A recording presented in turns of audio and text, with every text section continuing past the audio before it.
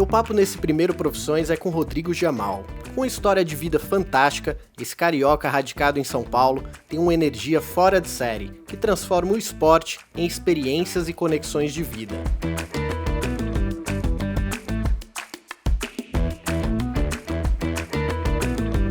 Então separa um tempinho do seu dia, vem com a gente participar dessa conversa super legal sobre trajetória profissional, brand experience, futebol e conexões.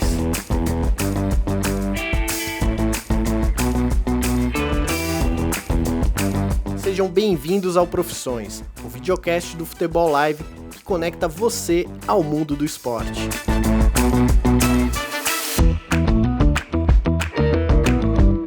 Cara, eu quero saber muito de você, porque quando a gente resolveu criar esse videocast, a nossa proposta aqui era trazer pessoas que nos inspirassem, e você foi um cara que a primeira vez que eu te conheci, que eu tive um contato com você, foi lá no Allianz Experience.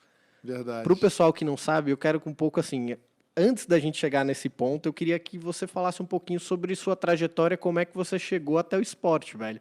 Porque assim, é o sonho de muita gente, eu ouço muita gente falar, cara, eu sonho em trabalhar com esporte, eu adoraria trabalhar com esporte, só que tem muitas coisas dentro do esporte que podem ser feitas e exclusivamente o seu eu te conheci através de um evento. E de um puto evento que você fazia com que as pessoas realmente se emocionassem, cara. Legal. O que é mais difícil, né? O esporte já, de fato, ele já emociona, mas fazer com que o torcedor sinta algo diferente. Então, cara, tá contigo a palavra. Eu queria conhecer um pouco mais o Rodrigo aí. Ah, que legal. Primeiro, galera, um prazerzão estar aqui com vocês, poder compartilhar um pouco da nossa vida. Eu acho que é um propósito meu também poder trazer as histórias, os erros e os meus acertos nessa vida de forma super transparente. E me sinto envaidecido de estar nesse espaço tão importante aqui com vocês.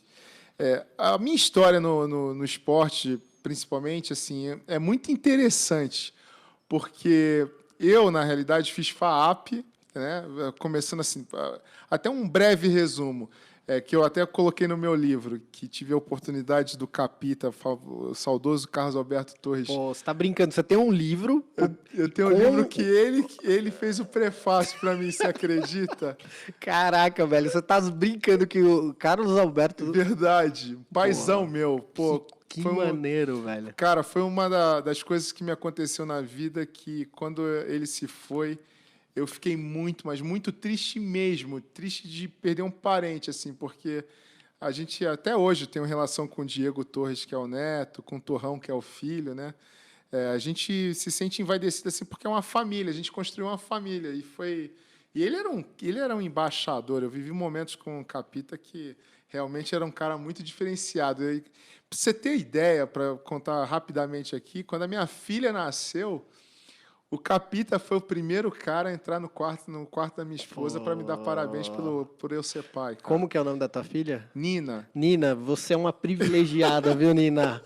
Pô, só a taça da Copa de 70 do maior time de todos teve a honra.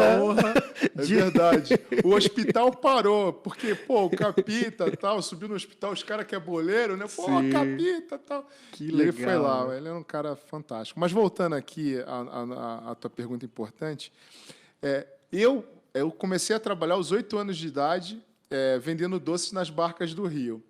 E de lá para cá eu escrevi isso no meu livro. Quando eu tinha 8 anos, a minha mãe era doceira. Então, o que eu fazia? Eu, naquela época, já tinha um dom de vender, conversava com os clientes, eu oferecia a cocada da minha mãe, eu anotava o fiado para minha mãe. Imagina, com 8 anos, eu anotava o fiado para minha mãe lá, né? Morava em Paquetá, minha casa, cara, caía um coco no quintal, parecia que era terremoto, entendeu? Porque era uma ilha, não tinha carro, não tinha nada, né? Então, fui abençoado por ser criado pela minha mãe preta também, a Mara, que foi uma mãezona, ficou com a gente quase 20 anos em casa. E aí, minha vida comecei assim, vendendo. Aí, um dos meus irmãos veio para São Paulo, eu tenho um irmão que trabalhou muitos anos, se aposentou agora na Polícia Federal, e aí minha mãe falou assim, um dia vamos para São Paulo, seu irmão passou no Natal de polícia aí que eu não sei, e vamos para São Paulo. Quando eu cheguei aqui, Ninguém sabe dessa história, estou contando aí em primeira mão para legal. vocês. Minha mãe, desavisada, a gente veio morar aqui em Santa Cecília, começou a andar no bairro, parou num tal de um colégio chamado Rio Branco, imagina? Sim. Aí minha mãe, desavisada, né, falou, esse colégio eu achei legal, bacana. Aí um senhor na recepção atendeu ela, falou, olha, na vida a gente precisa ter sorte, tal, a senhora teve sorte, eu vou dar uma bolsa de estudos para o seu filho. Era Antônio Hermínio de Moraes, cara. Você acredita? Cara, você cruzou então com pessoas assim. Cara, eu fui abençoado por Deus, porque eu ganhei uma bolsa, eu tinha que tirar 7 de média no Rio Branco, mas eu fui abençoado porque até hoje eu falo com os meus amigos do Rio Branco que me adotaram, de verdade. Eu fui um garoto adotado assim, com carinho por eles, porque muitos Pô, eu passei 2 anos almoçando na casa de um amigo chamado Omar Caldas, que é um grande publicitário, já viajou o mundo pra caramba. E no dia do meu livro até, porra, foi um momento muito emocionante, quando essas pessoas que me acolheram, né, em São Paulo, pô, fizeram questão de ir no lançamento do meu livro. Eu me emocionei demais, porque a gente tem gratidão pela vida, né? Claro. E eu fui muito grato a todo mundo para chegar até aqui, né? E aí fiz FAAP, entrei na FAAP, trabalhava pra caramba, fui um pouco de designer também, trabalhei nesse meio e passei na ESSO. Quando eu me formei, fui trabalhar na ESSO Brasileira de Petróleo, fui entender de petróleo, posto de gasolina. Não tinha nada a ver com o mercado esportivo, fala a verdade, né?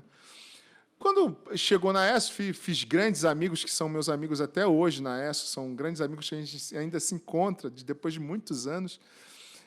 Um amigo meu falou, um dia eu olhei para mim e falei, cara, mercado corporativo não é para mim, Rodrigo. Eu já tinha uma vibe de empreendedor, né? Sim. Resolvi sair da ESSO e comecei uma nova história de empreendedor. O que eu era bom? Isso com que idade que você estava mais ou menos? Cara, eu tinha uns 23, 25 anos já. Cara, jovem pra caramba. Tinha acabado de sair, só que é o que acontece, cara. Eu vejo com muita gente assim que olha para o mercado de trabalho, mas não olha com aquele viés de eu quero ser um executivo, mas eu quero criar a minha própria história, né? É um pouco isso, né? É um pouco isso. E te falo mais. É justamente isso que você está falando. Eu falo isso muito lá no programa no Erros e Acertos. Para você ser empreendedor, a primeira coisa que você precisa ter é coragem. E coragem é uma palavra muito forte quando você adota a coragem. Falar de coragem é fácil, mas você adotar a coragem é um passo muito grande na nossa vida. E eu adotei a coragem naquela época, porque eu saí do certo para o completamente não planejado. Se você perguntar, Jamal, você tinha alguma coisa planejada? Não tinha nada planejado. Eu só tinha uma certeza que o mercado corporativo não era para mim. Eu era um cara que queria criar, sair pelo mundo, transformar, viver, encontrar pessoas. Eu sempre fui esse cara, né? Sim. E lá na FAB você cursou o quê, assim, que você tinha administração. Tá. Fiz administração com especialidade de marketing. Tá. E aí eu era muito bom, eu sempre fui muito bom de planejamento. Tá. Planejamento é minha perna ótima. Apesar de ser esse carioca brincalhão, maluco, na hora de planejar eu sou bom para planejar. Legal, entendeu? legal. E comecei a fazer planejamento para multinacional, principalmente para trade marketing. Nisso surgiu uma oportunidade de fazer um planejamento para a PepsiCo. Perfeito. Que, por sinal, um beijo para os meus grandes amigos, Alexandre Chavegatti, que deve estar em Nova York, e meu amigo hoje, Fernando Rosa, que até dou os parabéns para eles, é o novo presidente da Heinz aí do Brasil. Parabéns, Fê. Esses caras, conversando com eles, falaram assim, pô, a gente precisa fazer uma promoção. Eu nunca me esqueço, era a Copa da Ruffles. A gente precisa vender, acho que era X toneladas de Ruffles e tal. E eu falei, eu não tinha nada na mão, né? Aí, eu pensando bem, eu falei, quantos homens você tem no campo? Eles falaram, a gente deve ter uns 8 mil, 6 mil caras no campo e tal. Falei, cara, eu tenho uma ideia para vocês. Posso ir para voltar para a agência, voltar para casa praticamente e trazer a ideia para vocês? Eles podem. E aí surgiu a ideia de criar o Soccer Experience. Aí você vai me perguntar, Jamal... Isso em que ano? Cara, eu tô falando de 2010, 2011, vai. Essa ideia que a gente hoje escuta de experiência criei em 2010. Era um embrião ali ainda. Embrião, porque eu criei uma campanha de incentivo Tá. voltada ao mercado corporativo, que o prêmio era o vendedor viver um final de semana de jogador profissional de futebol. Pô, fantástico, cara. Então ele tinha que concentrar, mandava convite para ele, criamos o ranking, cara, criamos um agasalho que até hoje tem na minha casa, que é um dos agasalhos mais lindos, esportivos que a minha equipe de criação fez na época, maravilhoso, né? E, cara, foi um sucesso a promoção, tanto que a gente fez mais do que 6 copas para a PepsiCo nessa época, né? Copas relacionadas ao Soccer Experience, o Sim. cara viver a experiência. Então, a gente alugava o estádio, alugava o hotel, imagina, chegava um vendedor lá de Manaus, o cara super simples, e de repente ele estava em São Paulo, com um crachá, chegava no saguão do hotel, tinha uma equipe de artistas que a gente contratava, entrevistando ele. Pô, e aí? O cara falava, pô, o professor tá me esperando, fui convocado. Que legal, e tal. cara. Então, era uma vibe, uma energia, Mas sabe? nisso, por exemplo, você meio que trouxe, então, o futebol e o esporte para dentro do teu universo. Não era uma coisa que Justamente. era fazia parte da tua vida. Justamente. Eu não tinha nada planejado. Você pergunta assim, Rodrigo, você se planejou a trabalhar no marketing esportivo ou não? Foi um acaso mesmo. Legal. Um acaso que quando eu vi que as pessoas se emocionavam, que a gente levava resultado para a empresa, ativando o tema futebol, mas resultado assim, imagina você incrementar 3%, 4% acima da meta do incremento de venda de uma PepsiCo, pô, aquilo trazia resultado. Poxa, demais, né? Fora o barulho que faz, enfim, global para a marca, né? Porque eu imagino que isso é um embrião que nasce aqui no Brasil e que... Não, é demais. E os caras ficavam loucos, te abraçavam. Pô, o cara, no meio do evento, abraçava você, falava, pô... Ó, um dos mais emocionantes que eu fiz foi justamente para a ESSO, que a gente fez uma campanha de gasolina aditivada. Foi um dos projetos mais lindos que eu fiz, porque a gente descobriu que, para se comunicar com o frentista, a gente fez um retrofit em banheiros de postos de gasolina. Então, toda a campanha de incentivo foi para eles. E a comunicação da campanha era nos banheiros, porque é onde o colaborador praticamente convivia mais, né, se sentia mais à vontade. Foi um sucesso essa campanha, um sucesso. E foi muito emocionante na minha vida, porque ver uma pessoa que falava assim para mim, poxa, eu tenho 50 anos, sou apaixonado por futebol, trabalho em posto de gasolina há mais de 30, meu pai também veio, eu herdei do meu pai essa profissão, hoje eu estou na Vila Belmiro, Que legal. no estádio do Pelé, jogando partida de futebol, quando eu lembro do meu pai, na porta da minha casa com o radinho, escutando o Pelé, hoje eu estou aqui no vestiário do Pelé, cara. Esses caras me fizeram chorar, porque eu levei eles no Museu do Futebol. Os caras, no final, me abraçaram, falando que foi o melhor presente da vida deles. Sim. Entendeu? Depois do evento, muitos deles gravaram eles chegando em casa. Então, assim, foi assim que eu nasci, voltando à tua pergunta, foi assim que eu nasci no futebol. E daí em diante, a parte de experience, de emocionar, eu me tornei um profundo apaixonado, estudioso.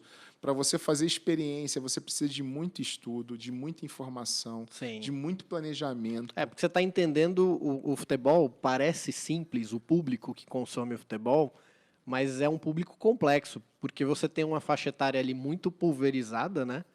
E momentos diferentes, porque o cara mais coroa, ele tem uma visão do futebol meio saudosista, eu percebo muito isso. Eu já tô virando meio saudosista. Nós! Porque, né, porque a gente já tá vivendo, eu sou, enfim, viúva de Ronaldo Fenômeno e Romário e Rivaldo. Somos nós, pô. E aí eu olho a molecada, esses caras ninguém nem sabe quem foi Ronaldo. Verdade. Né? A molecada que a gente interage ali, os caras não fazem ideia. Quem é realmente o ídolo desses caras é Neymar, Messi e Cristiano Ronaldo. Que eles também, daqui a 3, 4 anos, já vão virar órfãos também. Com certeza. Que aí tá vindo o Mbappé, aí tá vindo, sabe, agora um Gabriel Veron, Gabriel Jesus. E, na realidade, você está falando você sabe que o que você está falando é muito mágico. Porque, olha só como o poder do futebol. Isso foi interessante na vida corporativa, né? Porque eu falava assim, futebol é um negócio que no mundo corporativo, quando eu chegava nas reuniões, os caras brincavam, ô carioca, tu é vascaíno ou tu é flamenguista, ou tu é tricolor, pó de arroz.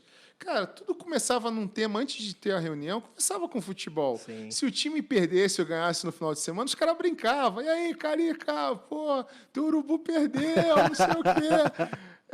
E aí o que eu falava, pô, como é que eu vou criar alguma coisa, vamos dizer, quando eu fiz esse primeiro evento, eu falei assim, tem uma grande oportunidade no Brasil, país do futebol, que ninguém ativa o tema para gerar resultado na empresa. Né? É só oba-oba. Pega a verba de marketing, vamos queimar ali, e se impactar, impactou, mas não tem como medir, né? Eu vejo muito isso. É isso aí. Quer dizer, eu tive a sorte ou a oportunidade, ou Papai do Céu me colocou no lugar certo na hora certa, para falar assim, ó, empresa, eu estou trazendo um tema para você chamado futebol, que eu vou fazer você vender mais e você vai ganhar grana com o que eu vou te ativar. E ainda mais, os teus colaboradores vão embora e vão viver algo inesquecível. Cara, foram anos assim, eu diria que até 2014, né? Eu estou falando 2014, 2016, foi uma época muito, eu diria, rica, próspera, porque as empresas estavam sedentas por incentivo de vendas, tinha muita verba de incentivo de vendas. Olimpíada, Copa do Mundo. Copa do Mundo e tudo, né? Então, foi uma época que eu tive, eu diria, vamos dizer, uma oportunidade de estudar a experiência. Eu resolvi criar o selo, né? Tipo, no esporte, você pode ter o selo de melhor diretor de marketing de um clube e tal. Eu resolvi ser o Rodrigo Giamal do mundo das experiências. E, cara, quando você fez essa primeira experiência com a PepsiCo, como é que foi a virada para você realmente entrar e falar, não, eu acho que agora eu posso ser um empreendedor desse mercado, eu acho que isso aqui eu já tenho um case validado, né, de alguma forma, a própria ESSO aí, e você falou, cara, agora eu vou resolver de fato enfiar a cabeça nisso e começar a criar meu caminho e ter esse selo assim.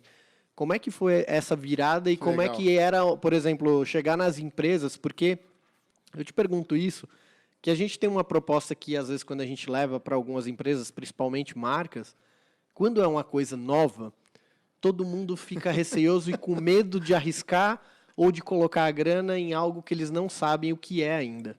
E aí entra, eu acho que um pouco daquilo, aí você olha para o Rodrigo que vendia doce com 8 anos, você fala, porra, eu sou o cara de vendas, então eu vou fazer esse negócio aqui virar de qualquer jeito. Como que era esse caminho aí?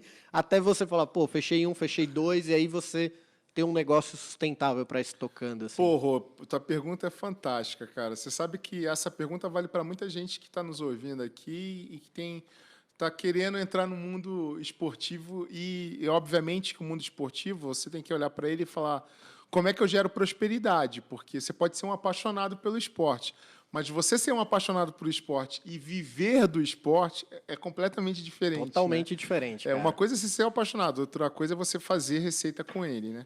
Então, foi o seguinte, para compartilhar contigo. Eu sempre fui esse cara vendedor, vai. Eu sempre fui um cara muito...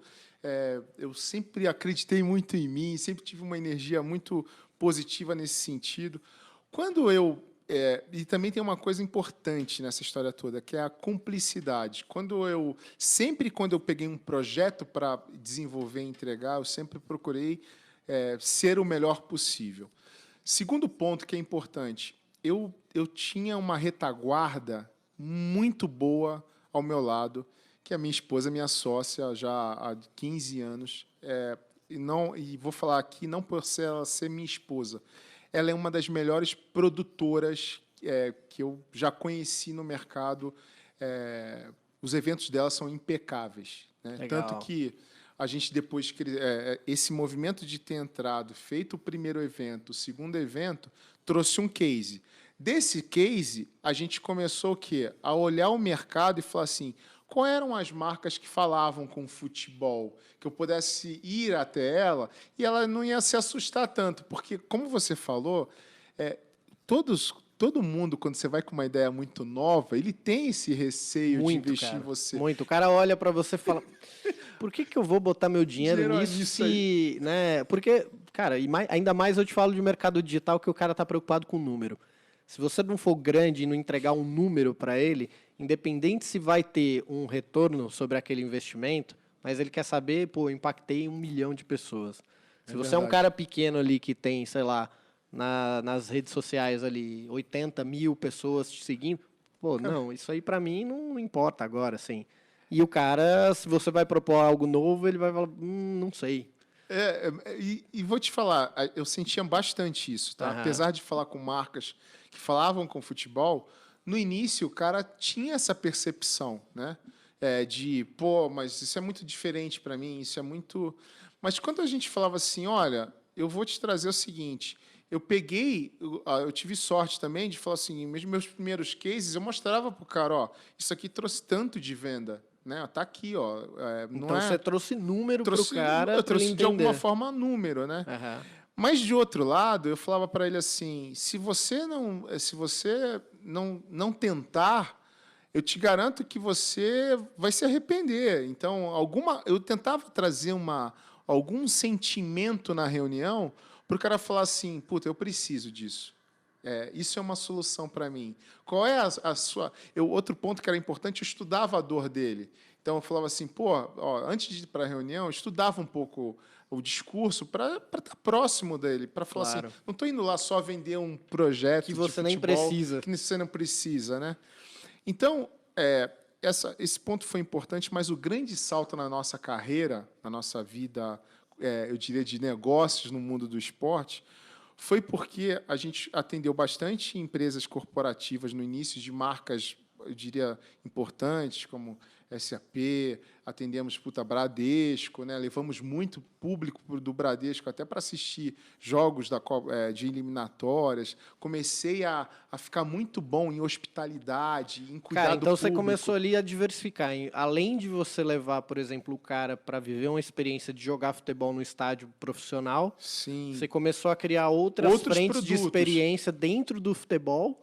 Isso aí. Que era, por exemplo, cara, acabou teu expediente, vai pegar uma van, vai te pegar, vai te levar para um puta camarote para você viver um dia VIP assistindo a seleção brasileira, meio isso. Com certeza. E a gente acabou criando um selo a partir do momento disso, que era o seguinte: como eu tinha também muita entrada com, vamos dizer, executivos que tinham um certo destaque nas empresas, por exemplo, quando o cara tinha que levar, 10 gringos importantes da companhia dele para um jogo de futebol, eles não pensavam duas vezes. Eu comecei a ter, sendo procurado por essas empresas que precisavam ter um nível de atendimento assim, um pouco upscale. Quer dizer, o nível dos meus seguranças que levavam público para o estádio eram policiais federais. A gente tinha todo um acabamento para o cara ser dentro da van, para o cara ter o receptivo, a entrada desse cara dentro do estádio. Então, eu acabei me especializando muito nos detalhes que faziam que a experiência começasse na hora que o cara estava na tua mão até o retorno. Então, eu levei... Cara, isso é importante. Eu levei muitos executivos assim, eu levei presidentes de multinacional que vieram fazer reunião de board no Brasil para assistir jogo de futebol com 60 mil pessoas. Que legal, cara. A gente já fez comitiva de levar público de mais de 200 pessoas para fora do Brasil para assistir um jogo de futebol. Caraca, 200 pessoas. Então negócio... você meio que se tornou até agência de viagem no meio de tudo isso. Na verdade, queria ter sido uma agência de viagem, na realidade. Eu não tinha braço para tudo, né? Claro. Mas eu não posso dizer aqui, nem posso deixar de agradecer a todos os meus parceiros, a todos os meus colaboradores, que eu tenho grande paixão por eles até hoje, que trabalharam com a gente nessa sequência, que foram... os nossos colaboradores na agência não eram colaboradores, a gente era família, a gente fazia festa de carnaval, festa junina, a gente vivia junto, dobrava a noite, dormia... Putz, era uma doideira.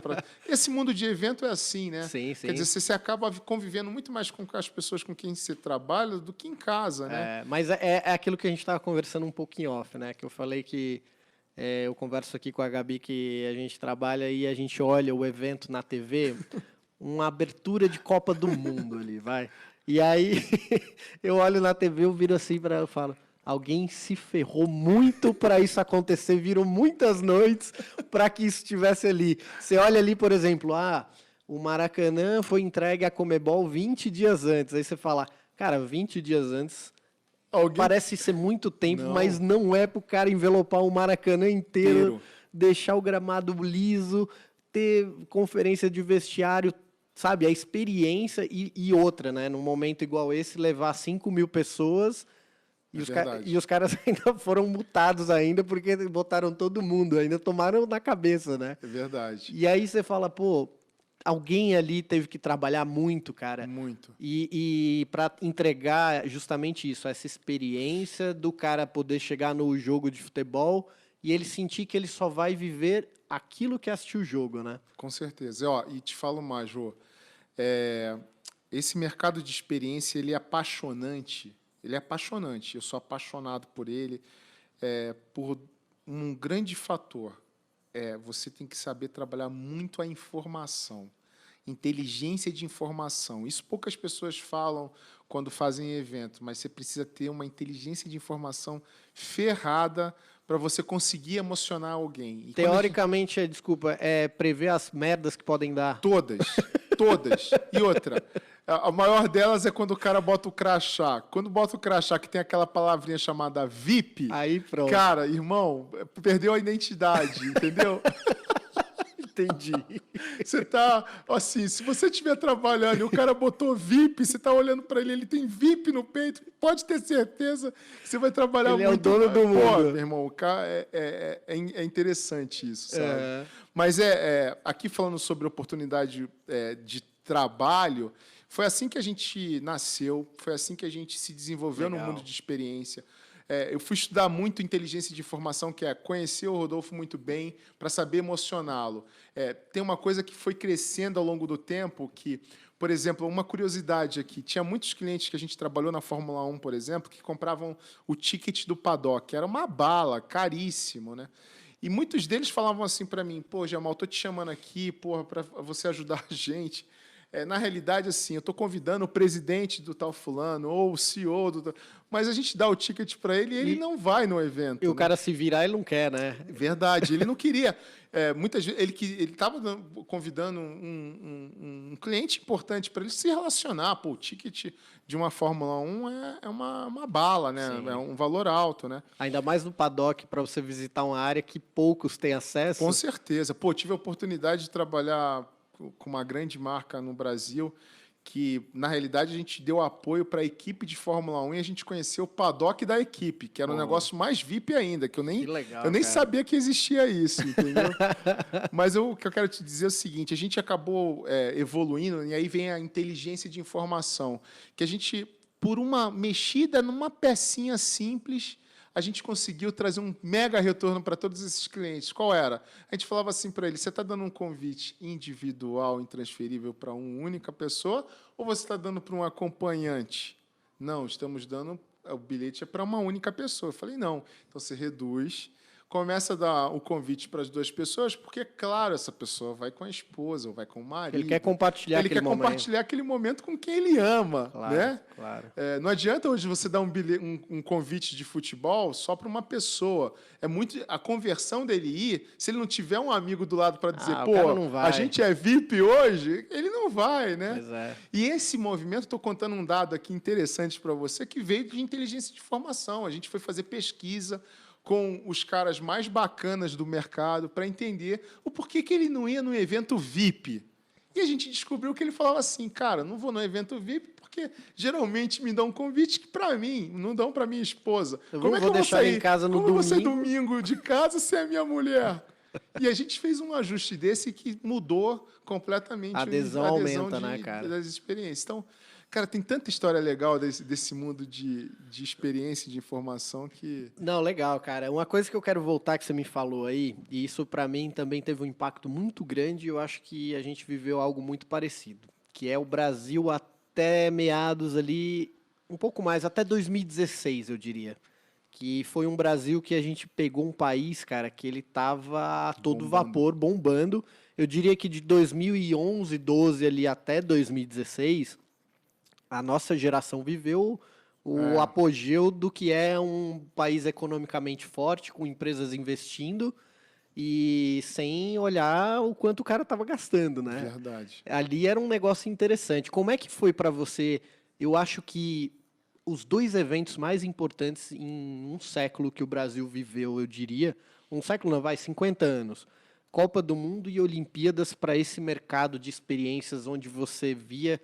Cara, o Brasil era o centro das atenções. Eu, particularmente, tirei um mês da minha vida para participar da Copa do Mundo, assim. Eu falei, eu vou me permitir isso porque nunca mais eu vou viver essa experiência de ter uma Copa no meu país e poder assistir os craques mundiais aqui, cara. Como é que foi esses dois momentos ali nessa tua caminhada? Na minha jornada aí, né?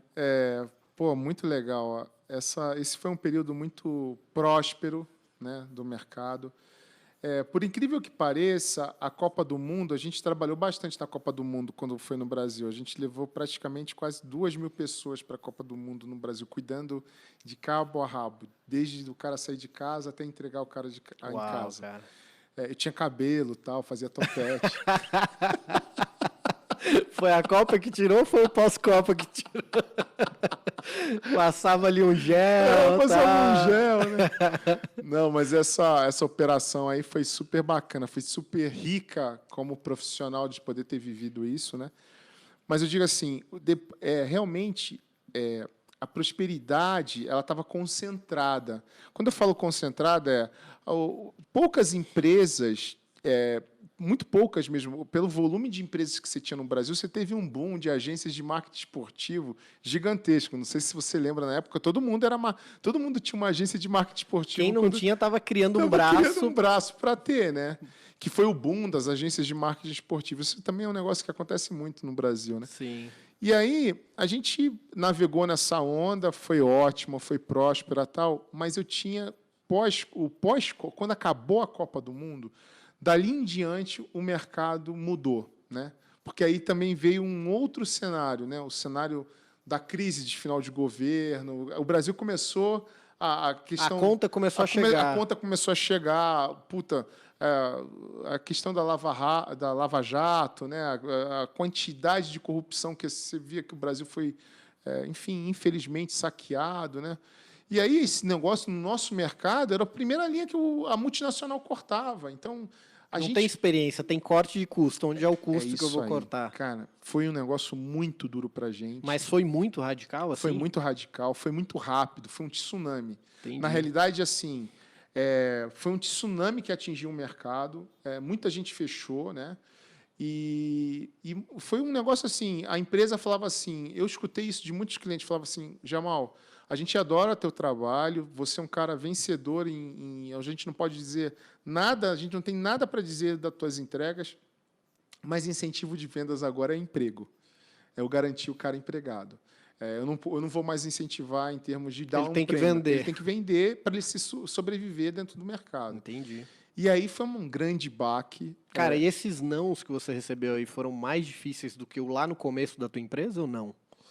Olha... Comparado, assim. Porque, assim, aí eu entro num ponto aqui muito importante. A gente tem 3 períodos que aí a gente começa a falar de fases bem complicadas. Que agora foi esse 2014 e foi o começo da tua empresa.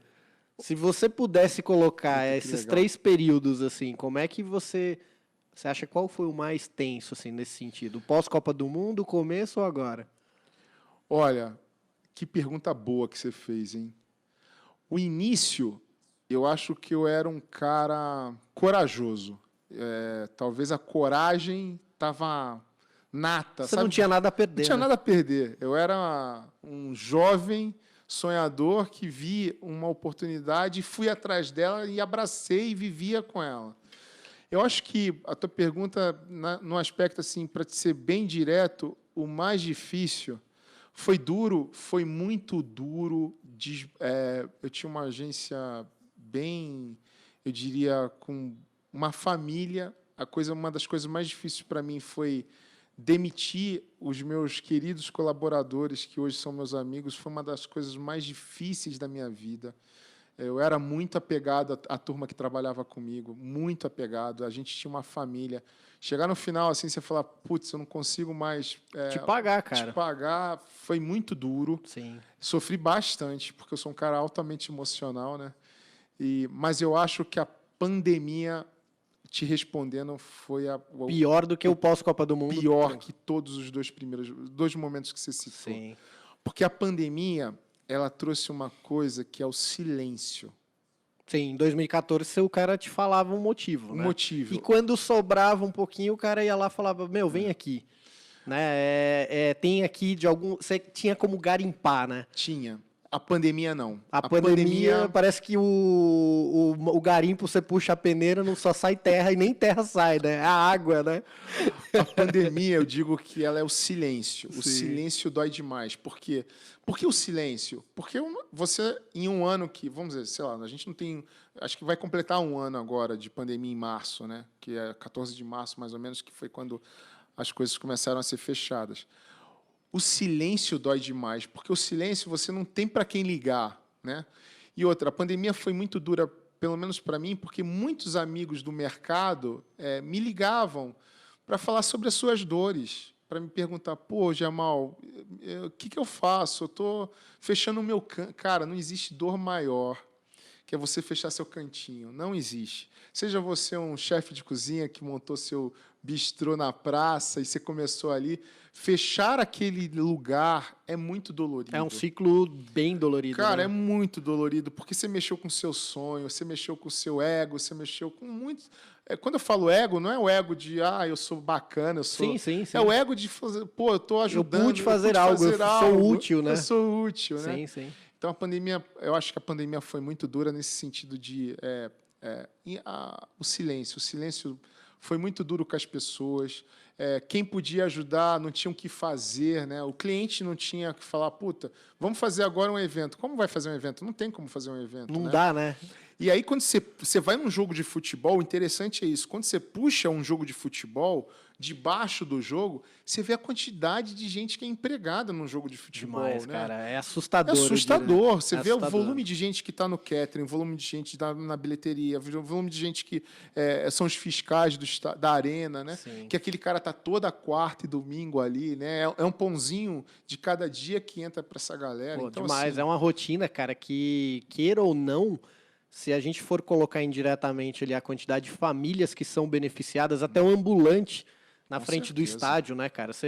É uma cultura do Brasil você ter um ambulante de estádio, o cara que tá ali o famoso ganhando. pernilzão, né? Pois é, cara. Aí você olha assim, pô, você fala, cara, e essa galera, né? O que tá fazendo, né? É Não, muito louco. é muito doido isso que você está falando, Rô, porque eu de verdade, assim, sem demagogia, eu sou um cara tenho muita fé e tal.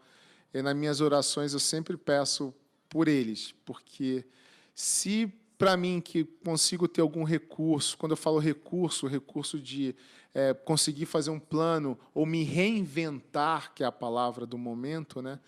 Eu acho que para eles é mais difícil, porque você se reinventar quando você não tem tanto recurso é muito duro para o brasileiro. Sem né? dúvida, sem dúvida. E eu falo que essa galera, essa brasileira que acorda cedo, é o brasileiro de fato. Pô, que faz a coisa girar, Que faz né, o cara? negócio girar, que o país é a força motriz do nosso país, que ele é o cara honesto, sabe? Eu tenho o maior orgulho dessa galera, porque essa galera é a galera que vai na Casas Bahia, compra a sua geladeirinha lá e, cara, paga o mensalzinho dele em liquidez, Sim, entendeu? a margem não é uma margem, né, cara? É o que sobra, né? É o que sobra e ele tá ali pagando, ele é fiel, entendeu? Então, Sem dúvida. esse é o Brasil que eu tenho grande apreensão por eles, assim. Cara, e falando desse Brasil, aí eu quero voltar só mais um pouquinho ainda nesse 2014, 2016, assim. Você como um cara de experiência de futebol que viu esse negócio de Copa, de Olimpíada, eu pude participar da Copa do Mundo e acabei indiretamente trabalhando em outro projeto das Olimpíadas.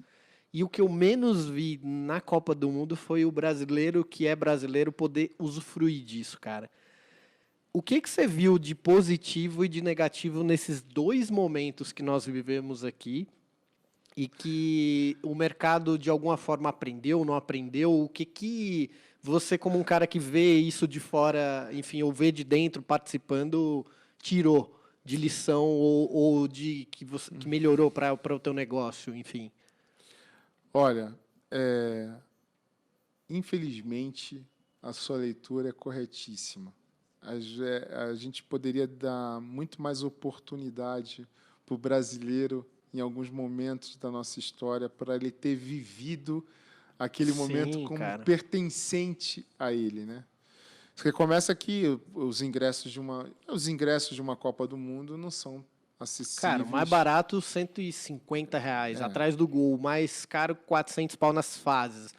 Teve um jogo de semifinal que o ingresso custava mais de R$ 1.000. Um Com ingresso, certeza. né? Então, Então, se você me perguntar assim, cara, dificilmente a gente deixa um legado. Quando eu falo legado, é sim, aquela coisa que, sabe, quando você abraçou o Brasilzão, do cara se sentir do cara se pertence. sentir É, pertencente porque a festa àquilo? foi aquilo, né? Foi restrita, né? É De isso alguma aí. forma, né? Né? Então, nosso país ele é muito continental.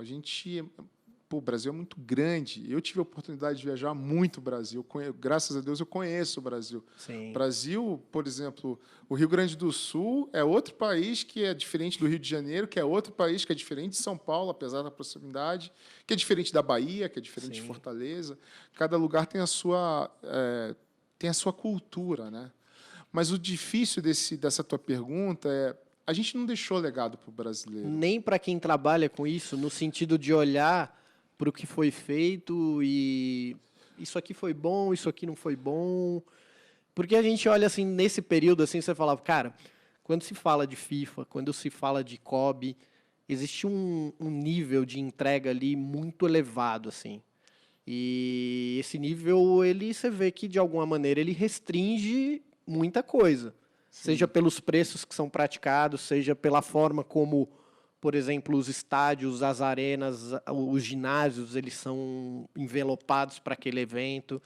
E aí eu olho e eu falo, cara, o que não a gente não consegue tirar um pouco de proveito disso que rolou aqui e trazer para o que acontece, sabe? Porque aí você vem para as competições e vem para o dia a dia do estádio do torcedor. O torcedor, ele, beleza, é o povão, beleza, mas o cara ainda é muito maltratado, cara. Muito. Né? É meio essa relação de experiência que a gente viu de 2 mega eventos para aquilo que a gente vê no geral do nosso mercado. O que se. Qual foi o legado que se deixou? Que legado né? que você tem, né? É nenhum mesmo? É tipo, pô. Não, a gente tem que ser bem honesto em dizer assim, ó, vou te dar 2 leituras que é um pensamento meu, principalmente para o futebol brasileiro, né? Primeiro, eu sou apaixonado por futebol. Segundo, acho que o Brasil evoluiu bastante em alguns pontos relacionados a gestões em clube. Eu não sou um cara que só critico, porque o clube está quebrado, porque não tem profissionalismo, não. A gente está vivendo uma fase que o clube está tentando, de alguma forma, se profissionalizar. O que acontece, na realidade, é que a distância é grande. A distância de lá fora, a distância da Europa, a distância ainda é muito grande para a gente está ainda muito embrionário. Você para pensar, você falou uma frase muito importante para mim, que eu sempre batalhei, que é a experiência do torcedor começa na compra do bilhete, né? Na compra do bilhete até chegar ao estádio, na arena. Há 2 anos atrás, eu fiz um grande estudo de academias de futebol nos Estados Unidos. Sim. Foi muito bacana esse estudo, ganha até um prêmio da FAAP, como um projeto de empreendedores e tal, o Legal, FAAP cara. Empreenda. E eu fui numa arena em Kansas, que você sentava. Primeiro, quando parava o carro, o cara que te recebia com um sorriso largo, um cara bonito, um sorriso largo. Isso já me deixava o cara super animado, puta, bem-vindo. Os caras, isso Os caras são é incrível. E é impressionante. É meio experiência Disney que o cara, ele te ama. Parece que por nada, né? Porra, sabe o que aconteceu no final da vivência? Até essa viagem eu fiz com o César Sampaio, meu querido amigo, que hoje está na seleção. A gente acabou a visita na arena, né? Aí eu fiquei encantado, porque quando o cara me fala o seguinte, nos camarotes aqui, era um estádio para 30 mil pessoas, nos camarotes tem 5 chefes de cozinha, que até 2 horas antes você pode escolher o prato que você quer, se quer asiático, mediterrâneo, Que americano. legal, cara. Eu falava assim, não é possível, porque eu vou no Como é que estádio, esses caras vão atender milhares de gente? Eu vou no estádio desde moleque, só tem Genial, pipoca, crush, né? E hot dog. Biscoito Globo. E aí você começa a falar, porra, eu tô num lugar que não é. O futebol não é o principal esporte, né? Kansas, no meio dos Estados Unidos, não é o principal esporte. E o cara lá tinha tecnologia, tinha serviço, tinha experiência, que é uma coisa que eu acho que a gente aqui no Brasil, por exemplo, eu sempre falo isso nas oportunidades que eu tenho, vou falar aqui de novo. Os clubes, não é porque eu sou um especialista de experiência, o clube precisa ter um departamento de experiência. Né? O clube não precisa ter só um departamento. Hoje, o futebol ainda, alguns clubes já estão enxergando que existe. Claro, ele precisa fazer grana. Ele faz grana com várias soluções. Com a grana da TV, com licenciamento, enfim, tem várias fontes de receita. Mas experiência é um tema à parte. Sim. Ele não está dentro do marketing, ele não está dentro do comercial do clube. Por quê? Experiência do torcedor. Como é que eu vou atender a minha torcedora terceira idade, que é a maior consumidora do clube, de mais tempo, que já consumiu pro clube? Essa aí é fiel, né, cara? É fiel, já gastou, pode ter certeza que ela já gastou um apartamento, se não for um kitnet de 3 quartos, com o clube. Qual foi a vez que essa senhora recebeu uma carta ou recebeu um atendimento VIP que alguém ia cuidar dela para assistir um jogo do clube que ela é mais apaixonada? Não pois tem. É. Mas, cara, isso aí não começa num ponto que você aí, o investimento é muito alto, por exemplo. Eu vou te dar um exemplo que foi a primeira vez que a gente teve um contato, que foi lá no Allianz. Certo. O Palmeiras é um clube que não fazia absolutamente nada. Eu sou palmeirense, ou enfim, o clube social por um tempo estava quase sendo vendido. Eles estavam dando o título para você. Você pagava a mensalidade. E aí entra um momento que se tem o período de construção do Allianz, a reforma do Parque Antártica, e aí tem um modelo multi-arena, que aí entra uma série de possibilidades de geração de receita. Sim. E aí eu acho que você pode falar melhor do que qualquer um quando você vê um modelo de arena daquele nascer na localização que é muito privilegiado. Se a gente for olhar São Paulo inteira, sim, eu acho que não tem nenhum outro estádio que tenha a localização que o Allianz tem. Que o Allianz tem, né? E aí, como é que nasce, por exemplo, esse pensamento? Porque hoje eu vejo que o Palmeiras tem uma ou outra experiência, mas ainda muito discreta. Eu pude, antes do jogo, como torcedor, visitar o vestiário com as camisas dos jogadores, ir no campo, no gramado, e, cara, fazer 1000 coisas. Ir lá na área que você, enfim, tem a coletiva de imprensa, depois passar os jogadores passando no corredor lá junto com a imprensa. Aquilo foi uma das coisas mais incríveis que eu vivi na minha vida. Obviamente não foi pelo clube, foi por uma marca esportiva patrocinadora que te proporcionou isso. Mas quando nasceu, por exemplo, aí a gente vai um pouco para esse caminho, que aí foi onde eu te conheci ali no Allianz Experience. Como é que é a construção dessas possibilidades de conectar o torcedor a esse tipo de modelo que você viu lá fora? Como é que nasceu isso? Porque não existia. O Corinthians até 2014 não tinha uma arena, não tinha um estádio, era o Pacaembu. O Palmeiras, mesma coisa, estava em construção. O Morumbi, eu cheguei aí no Morumbi lá no museu, mas é uma coisa, sabe, que dura... É rápido. É rápido, e você não sente aquilo ali de uma forma, né? Rô, por isso que eu te falo, eu vou insistir nesse tema, que ele é rico.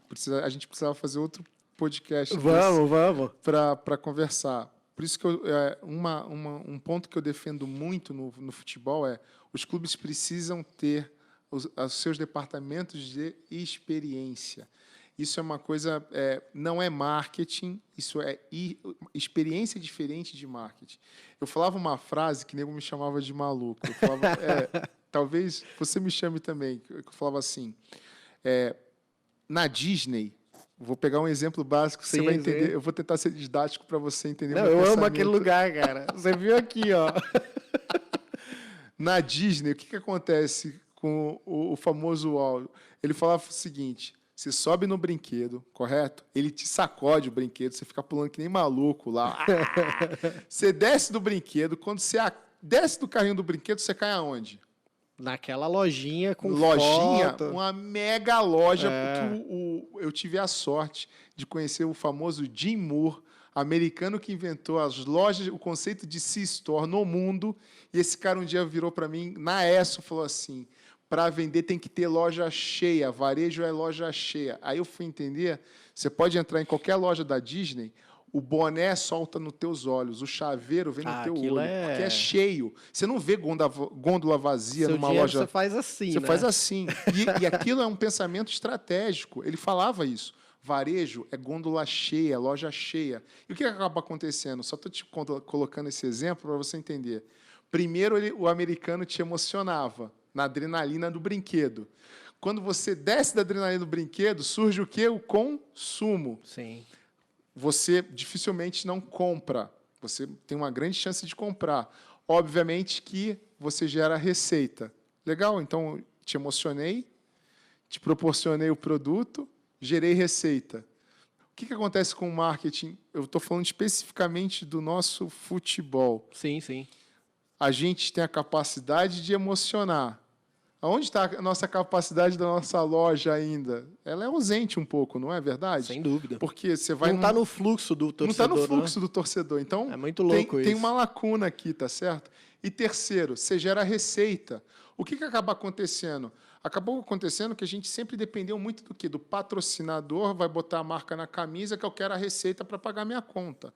Mas se a gente pensasse diferente, né? Pensar, primeiro eu emociono, vou emocionar meu torcedor, vou gerar o produto para ele consumir, que vai me trazer atração de marcas quererem se associar comigo, e essa composição dupla vai me gerar uma maior receita.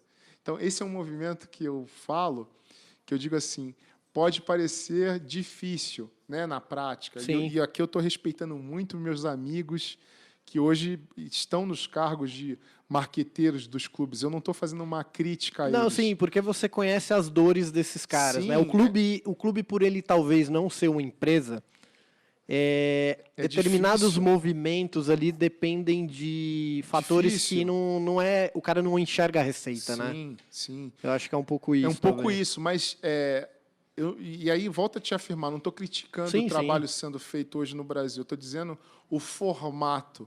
O formato, por isso que eu falo da experiência. Quanto mais você conseguir trazer o torcedor para ter uma experiência que seja com o clube, de um melhor atendimento, seja num CAT, no sócio-torcedor ou no clube social, a capacidade dele consumir você é muito maior. Sim. Né? E por isso que eu falo, os clubes tiveram um benefício que você tem um consumidor há mais de 30 anos fiel consumindo a tua marca, sem você fazer esforço, pela pura paixão. Uhum. Se você tem uma loja hoje no varejo, qualquer uma delas, elas gastam bilhões para você ir hoje no site e comprar uma geladeira, correto? Sem dúvida. Ele gasta bilhões, bota propaganda na TV. Não, investe em impulsionamento. Impulsionamento. Pô, gasta uma grana para levar o lead, o famoso lead, para consumir. O clube já tem um lead dentro de casa. E apaixonado. Apaixonado. Né? Ele entendeu? não precisa convencer, né? Não precisa convencer. O convencimento vem de dentro do campo de uns caras que são muito bem remunerados, né? Para fazer esse convencimento, né? O garoto propaganda dos caras estão ali 2 vezes na semana, né, cara? E aí tem uma coisa que é cultural. Por quê?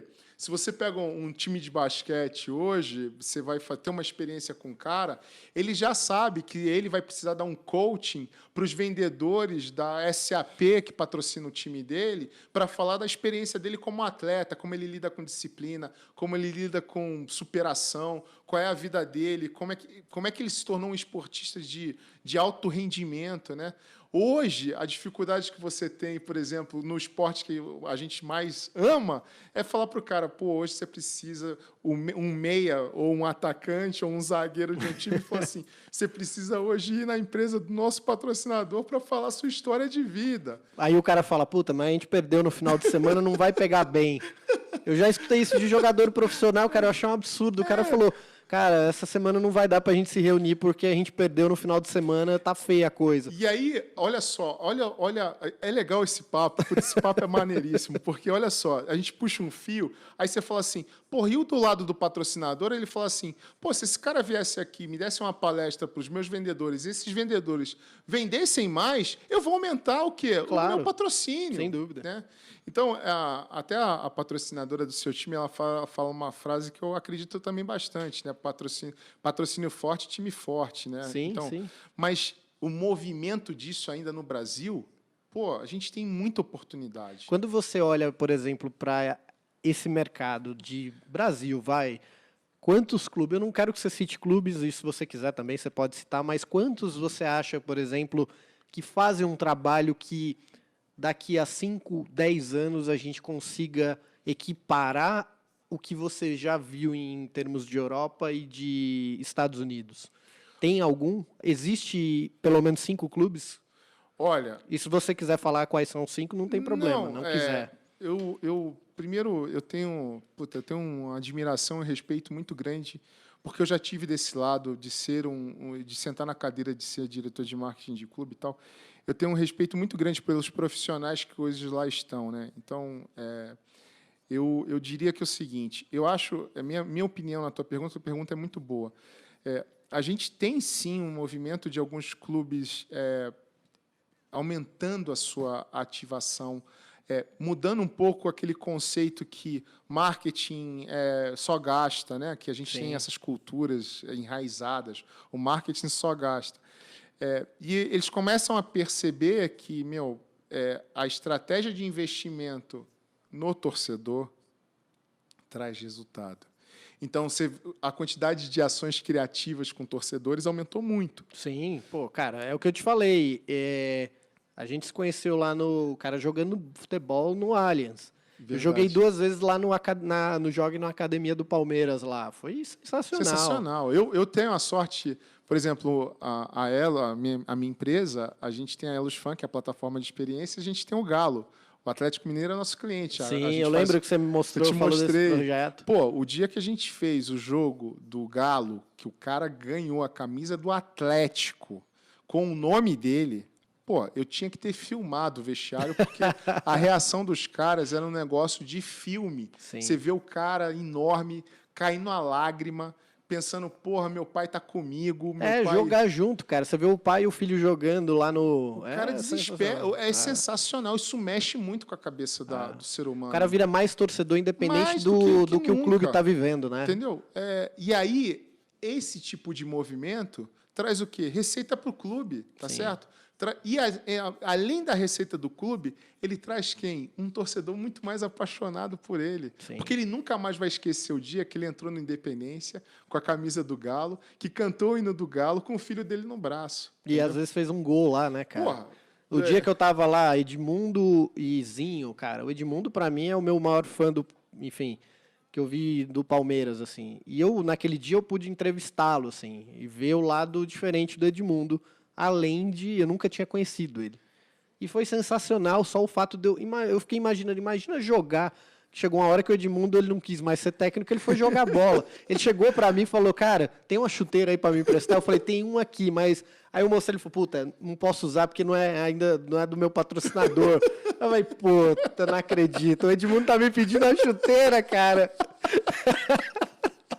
É demais. Então, eu nem participei daquilo, assim, efetivamente... Mas para mim já foi uma puta de uma experiência. Imagina o cara que tabelou com ele e fez um gol lá dentro do estádio ali, né? E outra, você tá fidelizando o clube e a tua empresa mais ainda, porque eu vi ali a organização. O cara tem a chegada, ele tem um receptivo fantástico, ele vai pro vestiário, a família tá na arquibancada super bem acomodada, aí o cara joga, tem hino. Cara, é um negócio assim, eu me arrepio, porque eu vivi um pouco desse lado aí, e é fantástico, assim.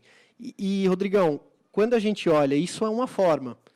O que você enxerga que teriam outras formas de você, assim, de uma forma bem simples, pegar esse cara e manter ele? A gente tem o sócio torcedor hoje, poucos clubes ainda têm uma plataforma que entregue além da experiência do jogo. Ó, você está pagando, você vai ter prioridade no ingresso, mas os outros têm já alguns convênios, tá? O que mais ainda a gente podia enxergar nesse sentido? Olha, Rô, a gente tem a pandemia, eu vou exemplificar a tua pergunta com a pandemia. A pandemia nos trouxe, dentre todos os desafios, ela evidenciou na nossa vida uma coisa que é muito importante, que por muito tempo a gente já sabia que era importante, mas ela se tornou muito mais importante, chamada família, né? A nossa casa, a nossa família, nosso filho, nossos pais, ou talvez os nossos avós. A relação humana que eu falo da sustentabilidade humana, ela está muito mais sensível nos dias de hoje. E aí, te respondendo, quando você me pergunta o que poderia ser mais, o que a gente poderia desenvolver mais dentro desse núcleo, por isso que eu volto a dizer que o núcleo da experiência num clube de futebol ela é importantíssima, porque a gente ainda não trabalhou as relações que a gente tem com quem o torcedor ama. Então, você imagina você estruturar uma ação para o pai com o filho. Imagina você estruturar uma ação dos avós com os netos. Imagina você estruturar uma ação de marido e mulher. Estruturar mesmo, quando eu falo estruturar, é criar algo específico para emocionar esse público, né? Então, assim, as relações familiares a gente nunca explorou. E aí vem um movimento que é aonde eu sempre falo. Hoje, o eSports cresce, certo? Pela relação de mundo que a gente tem. Por que cresce? Porque eu posso jogar em casa, eu posso jogar, não preciso ir ao estádio, não vou comer um pernil. E a garotada está curtindo esse negócio, que tá aí os números, não preciso nem... Nessa pandemia eu virei meio gamer de FIFA, cara. Era o que restou. E esse mercado cresce, né? Diria meu amigo Paulo Visaco, presidente da Kings e da HyperX, que eu tive com ele há pouco tempo. Porra, ele me contou que o mercado está crescendo absurdamente.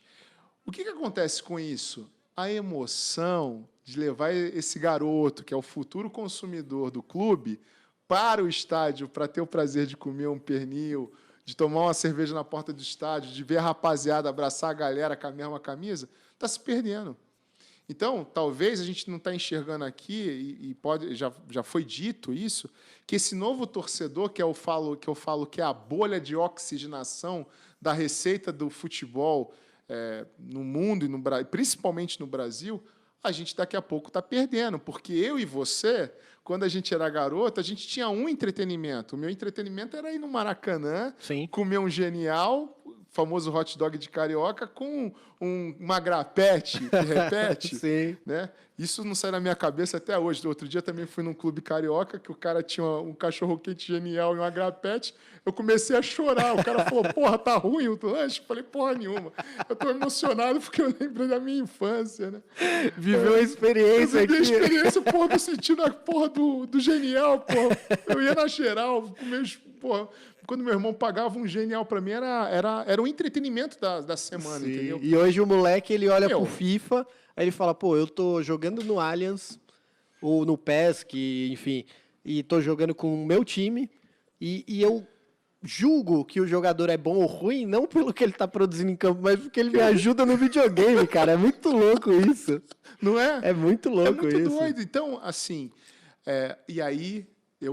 Eu sou um cara apaixonado pelo high touch, pelo aperto de mão. Já falei isso em vários cursos, em palestras, tal. Eu sou fã do ser humano. Eu acho que eu acho que a gente está vivendo a era de ser inteligente, usar a capacidade de escala do digital para fortalecer o presencial. Esse é meu lema. A gente tem que olhar para o digital e fortalecer a capacidade de escala que ele tem. Ele trouxe escala para a gente, trouxe. É uma realidade, mas usar essa força para a gente fortalecer o presencial, porque é o presencial que faz diferença. Sim. Né? E, cara, quando a gente olha para esse cenário que não tem uma perspectiva clara do presencial, e a gente está no digital, isso é inevitável. Já passamos ali as eras das lives, que saturou e consumiu tudo. Agora a gente está num momento que o futebol ainda acontece, mas ainda, sabe? É duro ver uma final de Libertadores no Maraca vazio, pô, né? Pô, cara, você olha ali, sábado à tarde, era aquele sol... Aquele Maraca lotado, pô, você saia da praia e fala, agora eu vou assistir a final da Libertadores, sabe? Pô. Sim, e aí você olha aquilo ali, e aí você tá dentro de casa, e a única forma que tem de você torcer é criando o grupo de WhatsApp ali, gritando e ninguém te escuta, e você não... Beleza, mudou muito, né? Como é que você vê, cara, esse momento? Porque, particularmente, eu acho que as coisas voltarão a um patamar mínimo normal lá para 2023. Eu acho que 21 e 22 a gente ainda vai estar aprendendo a caminhar novamente com as ferramentas que a gente vai ter. E 23 eu acho que pode ser que aí a gente volte a ser uma sociedade normal nos termos de entrar dentro do estádio e se sentir seguro sem trauma, sabe? Verdade, ó. Pode parecer. A tua pergunta também é essa de uma grande reflexão que eu venho fazendo muito. Primeiro, eu acho que o ser humano ainda a pandemia para mim ela tem um significado que é acima de qualquer coisa. É uma mensagem. Eu acredito muito nisso da gente mudar. Ela veio para nos ensinar algumas coisas que estavam muito erradas. A gente estava muito indiferente, né? Indiferente ao próximo, indiferente à terra, indiferente a qualquer coisa. A gente estava vivendo por viver. Ao consumo, né? Ao talvez. consumo. E aí vem um movimento que não é só num país, é no mundo inteiro, que leva você a ficar dentro de casa, e esse ficar dentro de casa não é mais um mês, 2 meses, está quase chegando a um ano, né? E que, cara, infelizmente, eu tive a dor de perder muitos amigos, né? Recentemente, perdi um primo novo e foi por Covid, né? E bateu na minha porta, não é que estava ali, porque a gente acha que nunca acontece com a gente, né? Sim. Está ali. Esse movimento da volta, eu acho que realmente vai demorar um pouco. A volta da gente vai demorar um pouco e ela, quando voltar, ela vai ser diferente. Porque para você não tem novo normal, né? No mercado de experiência não existe um novo normal, né? Não existe. Existe um novo que novo. precisa ser entendido, né? É isso mesmo. Porque ele veio para ficar, as relações vão mudar. E mesmo que a gente tenha vacina, que o mundo volte, a gente vai ter sempre uma outra percepção. A gente foi muito impactado pela pandemia. O pai que jogava com o filho, não joga mais, né? Ele talvez ele possa até, ele fala assim, eu vou no jogo, ou eu vou jogar, mas ele vai ter uns cuidados que antigamente ele não tinha. Ele vai mudar o comportamento dele, né? Sim. Ele vai falar para todo mundo, vamos fazer uma pelada, por exemplo, sei lá, no Maracanã, beleza, mas a gente precisa ter aqui, todo mundo saber, trazer o exame, ou vai ter Foi vacinado, não foi, vai mudar. Então, assim... o teu trabalho vai dobrar, né? Com certeza, o meu trabalho vai dobrar.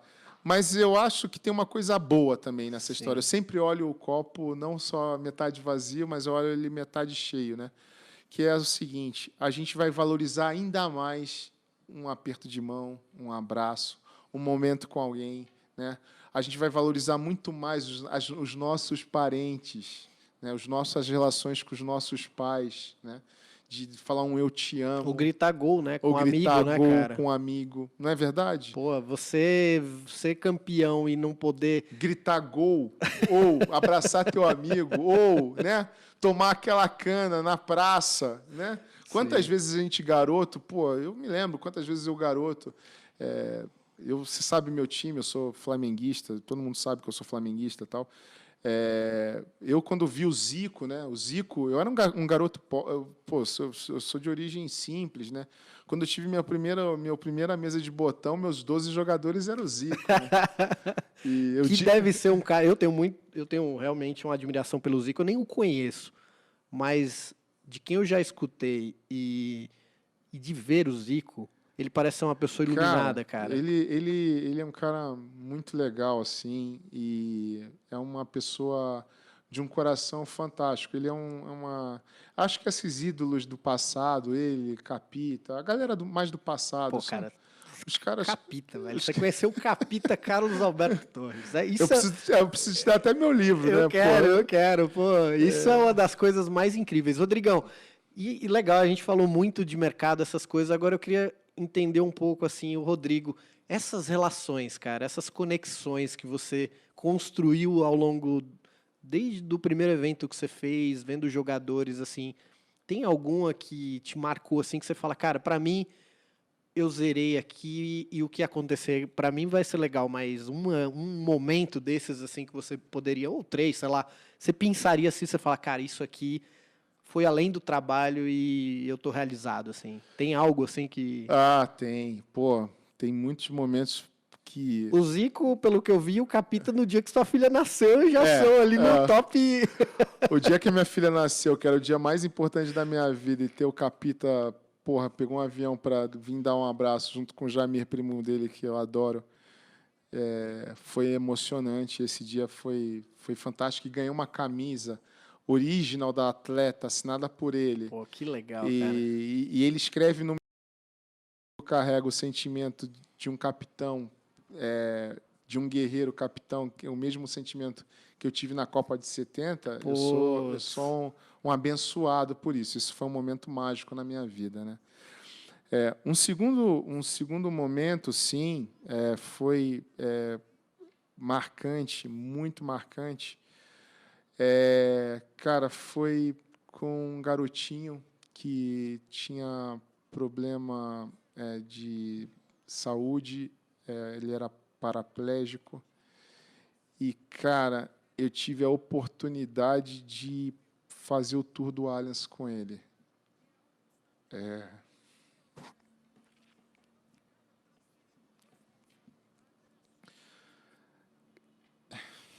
Esse foi um momento... Talvez muitas pessoas não sabiam disso, mas... primeiro, porque eu tenho uma grande admiração para os caras que trabalham no Allianz e são grandes amigos. Eu adoro eles, me receberam lá com o maior carinho sempre. Mas o dia que eu vi esse menino, que era vascaíno, tá? E a alegria dele de ter conhecido o estádio, de ter contado a história dele, a paixão que ele tinha pelo futebol, a alegria dele de viver, e ele agradecer assim de coração, puta, esse dia mexeu muito comigo, porque eu estava numa fase da minha vida que eu estava reclamando demais de tudo, sabe? E a gente, depois que você entra numa favela para doar um prato de comida para uma criança, que ela pega o prato e nem olha para você, porque ela está com fome, né? Porque quando você pede uma pizza em casa, você pega o pacote de pizza, leva na mesa e tal. Quando você vai na favela e entrega uma marmita, o cara não olha para você, ele abre a marmita na hora e come, porque é a fome. Ali você estava vivendo a fome, né? Foi um negócio mágico na minha vida, esse menino vascaíno, a gente ter podido ter vivido isso com ele, sabe? E o terceiro mágico, assim, puta, não posso... cara, eu estava no 7-1. Putz. Você viu? Trabalhando. E, cara, foi um momento mágico também de ver... Assim, quando eu falo momento mágico não só da alegria, né? Sim, você viu a história. Eu vi a escrita. história ser escrita na minha frente e vi as pessoas chorando, as pessoas vagando pelo estádio como uma coisa assim... Porra, eu falava, cara, não é possível. Foi um negócio muito impactante, assim. Foi muito impactante na minha vida. Desculpa aí que carioca isso, se cara? emociona. Não, pô, velho. Foi mal. E você trabalha com pessoas, cara, com experiências, com emoções. É isso, velho. Você é inevitável. Como você tem um médico que lida com vidas, você lida com vidas, só que por um lado que você transforma elas de alguma forma, né? É verdade. Eu acho que é muito isso, assim. Às vezes a gente acha que determinadas profissões têm a sua, não magia, mas o seu glamour, mas assim, trabalhar é pessoas, é isso, né? O futebol não é o jogo por ser o jogo, é porque existem pessoas que fizeram aquilo, né, cara? É verdade. E transformaram isso na minha vida, na sua, enfim. O Zico transformou, o Edmundo transformou minha vida, e aí vai, né, cara? Se essa garotada de hoje, eu falo isso sempre, soubesse o impacto que ela tem na vida de um garoto, eles pensariam muito antes de fazer um vídeo e postar na internet, mas muito mesmo. Cara, é uma responsa muito, é uma responsa cara. muito grande. E eu até vou quebrar o protocolo aqui, vou te falar uma coisa. Eu tive a oportunidade de fazer o projeto, muita pouca gente sabe, mas eu tive a oportunidade de fazer o projeto de marketing de contratação do Clarence Seedorf para o Botafogo. Cara, esse cara eu acho ele... Cara, ele tem uma mente, cara, de foco, com a idade que ele jogou no Botafogo e o nível que ele jogou, é inacreditável. eu não posso dizer, é a minha quarta experiência que assim, tava meu amigo Ayrton Mandarino, pô, queridaço, e na época foi um cara que foi um querido aí, que me convidou para fazer esse projeto e tal. E, cara, o Clarence era um absurdo de profissional, cara. Primeiro porque o cara tinha de liquidez na conta bilhões. Ele ia para o clube de carro simples. Sim. Isso já achava isso mágico.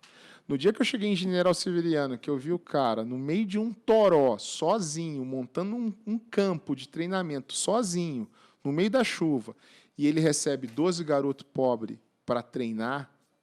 Caraca, sério mesmo, cara? Sério mesmo. Eu vi com os meus olhos. Ele treinou os 12 garotos sozinho. No final do treino, os garotos ajudaram ele a recolher o material. E ele era todo o santo dia que ele treinava os garotos lá, humildes, por livre, espontânea vontade, por ele. Entendeu? Caraca. Ele acabava o treino, ele ia treinar esses meninos carentes.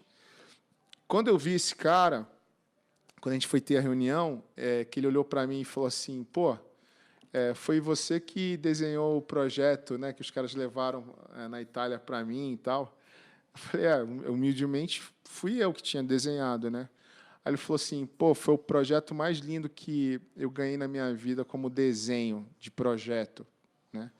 Então, para mim, foi um orgulho também numa passagem do futebol, foi receber esse elogio. Que legal, do Clarence, cara. Não, esse cara eu admiro muito, assim.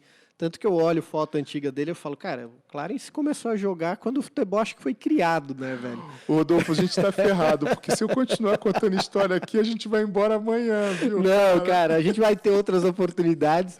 Rodrigão, você é o primeiro e, cara, você vai ser o nosso padrinho aqui para continuar vindo outras vezes, porque tem muita coisa pra gente falar.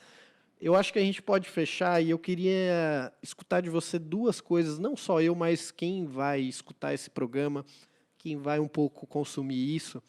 O que precisa ter, antes de tudo, para trabalhar com esporte? Essa é uma primeira pergunta para a gente encerrar. E, por último, o que você está enxergando aí para os próximos anos com relação para quem está vendo esse mercado e que, em todos os aspectos onde você olhe, tem desafio? Claro. O desafio aumentou. Agora ele não é só o que você falou. Ele é um desafio que precisa de inteligência para saber como lidar com ele. Sem o que dúvida. a gente aprendeu até o ano passado aqui vale até um certo ponto. E depois... Então eu queria saber, pô, cara, eu quero trabalhar com esporte, eu quero trabalhar em alguma área do esporte, o que eu preciso ter, o que eu preciso entender, como eu preciso me capacitar mentalmente, sabe, em todos os aspectos para eu entrar nesse mercado e depois o que esperar, né? Agora é outro mercado. Pô, ótimo. Primeiro, pô, gratidão. Gratidão por você, pelo carinho que você me recebeu aqui, cara. Eu sou muito grato a essas gentilezas que Papai do Céu te dê muita luz em que você faz, pela tua energia, pela tua, eu volto a te dizer, pelo teu talento. Você é um cara de um grande talento. Cara, para começar no esporte, primeira dica que eu dou para o pessoal que está ouvindo a gente, faz uma pergunta num quarto fechado só para você e se pergunta assim, qual é a minha perna boa? Muita gente que me procura, muitas vezes o cara não sabe qual é a perna boa. E aí, se você não sabe qual é a sua perna boa, você não sabe o lado do campo que você vai jogar. E aí você já começou errado. Então, seja humilde com você para dizer, cara, eu sou um bom vendedor, ou sou um bom planejador, ou eu sou um bom cara de produção. Eu tenho que ser bom em alguma coisa. Então, isso ajuda muito a você criar um norte na tua vida em busca do teu sonho. Seja ele qual for, no esporte, no futebol, mas a gente está falando aqui de futebol. Pergunta qual é a sua perna boa. Isso já vai te ajudar muito, muito. Não aceita qualquer coisa. Vai em busca do que você vai fazer de melhor, que você tem talento para isso. Isso já é 70% das dúvidas que a gente tem quando começa. Então, a minha dica é essa. Legal. A segunda a segunda pergunta que você me fez, que é o que vai ser daqui para frente, eu vou falar uma coisa para você. Mais do que nunca, os clubes e o esporte vai precisar contratar inteligência de informação. Pesquisa, pesquisa e pesquisa. E quando eu falo de pesquisa, não é só pesquisa tradicional, é entender muito bem a sua persona. Além de entender muito bem da sua persona, vai vir uma segunda grande demanda do futuro, chamada criatividade. A gente vai ter que ser muito criativo para levar emoção no atual mundo que a gente está. Sem criatividade, não vai ter emoção. Não adianta mais só fazer uma live, a gente tem que fazer uma live criativa. E aí a terceira palavra, para a gente fechar, chama-se conteúdo.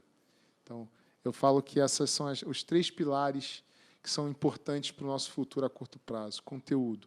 E não só um conteúdo bonito, mas um conteúdo que gere engajamento, que gere receita, que gere atratividade de marcas. A gente vai precisar dessa composição no futuro, né? Que é inteligência de informação, criatividade e conteúdo. Esse é o futuro que eu vejo aí a curto prazo. Maravilha, Rodrigão. Cara, eu sou mais do que seu fã aí. Nossos contatos foram bem rápidos, né? As 2 vezes, mas dessa vez foi um pouco mais longo aí. É um prazer enorme, cara, escutar um pouquinho da sua história. Tem muita coisa ainda que a gente vai... Legal. Mas cara, eu sou um admirador, assim, dessa tua energia. Isso é uma coisa que poucas pessoas têm e isso emana. Isso é importante, cara. Isso é muito legal. Rodrigão, para a gente fechar de vez aqui, 3 pessoas que você gostaria de ver aqui, que um dia você iria parar mais de 1 horinha ali para escutar um pouco delas aqui nesse nosso videocast Profissões aí. Quem que você gostaria de ver aqui nessa bancada? Cara, eu tenho muitos eu admiro alguns caras, por exemplo, o Ivan Martinho é um cara que eu tenho é um cara muito de uma capacidade, criatividade, um cara de energia, um cara de conteúdo. Esse é um cara denso, assim, sabe? Ele tem o que dar, é muito gostoso bater papo com ele, é um cara muito legal. Vale a pena escutar ele, porque ele também é um cara energético, um cara de vibe positiva, né? Legal. Eu acho que tem um amigo que é bem, vamos dizer, ele não é tão conhecido no mercado esportivo, mas ele é uma cabeça fantástica, um dos maiores estúdios. Ele é PhD hoje em dia, que chama-se José Sarquis. Esse cara, ele não é tão conhecido aí do mercado esportivo, mas ele estava por trás aí de algumas estratégias de clube. Esse cara vale a pena bater um papo com ele. É um cara bem legal. É um cara, eu diria, é um cara assim bem da questão do conteúdo, sabe? Da questão de entender o conteúdo em sua essência para quem é. O cara é PhD. Na minha famosa antiga Tijuca, a gente chamava o cara é cabeção, entendeu? Senta na primeira fileira, pá, CDF. Esse é um cara legal também da gente ouvir. E tem um terceiro, que é um grande amigo, que tem um trabalho, eu sempre falei isso para ele. Ele também, esses caras não são... o Ivan já é bastante conhecido no mercado porque já fez bastante palestras, ele já é mais conhecido. Esses 2 últimos não são tão conhecidos. Mas esse terceiro que eu vou te falar, que chama Felipe Borsoi. Esse cara é o gerente de marketing do Allianz. Esse cara, um dos profissionais mais bacanas com quem eu trabalhei. Por quê? Porque ele é um cara de começo, meio e fim. Vale muito a pena bater E ele um papo vive com Allianz não só numa partida, né? Não, ele é um cara sensacional, um dos melhores profissionais que eu tive a oportunidade de conviver. Que legal, cara. E eu vou te dar mais um nome. Boa. Que é um cara de história, que a história dele é fantástica. Marcelo Pedaço, da ML Esportes. Levei ele até no meu programa de rádio lá. Ele é o cara dos famosos copos. Sim, isso é muito legal, cara. A história dele manda ele contar a história dele, de como ele começou a história dos copos. Esse é um outro grande amigo que eu fiz no esporte e que tem uma linda história de sucesso no futebol. Legal, Rodrigo. Cara, é um prazer enorme. Tenho certeza que essas indicações aí de nomes a gente vai viabilizar para trazer aqui para a gente poder conhecer e conectar as pessoas Legal. que amam o esporte, que um dia pensam em estar nesse universo, para que elas conheçam que o que a gente pôde trazer daqui hoje é assim, que não é fácil, tem que ter muito trabalho, Tem. muita criatividade, cara, e energia, que é uma coisa que você tem de sobra aí. Obrigado. E eu te desejo todo o sucesso do mundo, cara. Cara, obrigado pelo convite, obrigado pra galera que ficou até agora aqui escutando a gente, resenhando. Para mim foi um prazer. Pode contar comigo a hora que você precisar aí. Tô numa vibe fantástica aí de fazer podcast ao vivo e Tamo junto. para mim foi uma grande alegria. Valeu, Deus meu velho. abençoe, meu irmão. Você Sucesso. também. Tamo Viu? junto. Um abração.